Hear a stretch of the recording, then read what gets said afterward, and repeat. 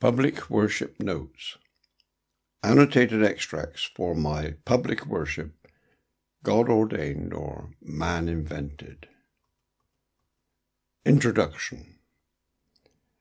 In my public worship, God-Ordained or Man-Invented, I promised a companion volume of annotated extracts from other writers who had put forward similar arguments to my own. Here it is.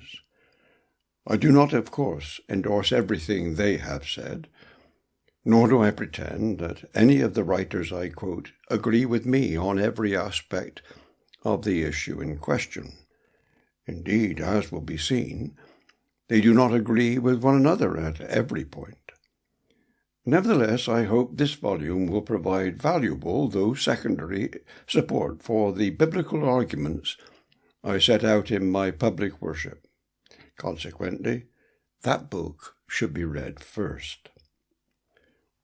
One vital point, and it must not be dismissed as mere semantics, concerns the use of the word church.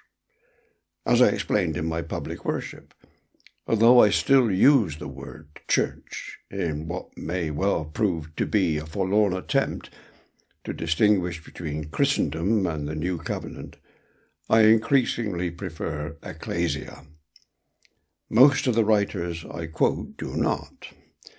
When editing extracts, I have found it impossible to be consistent over this and other related matters. So deeply is Christendom speak entrenched within me.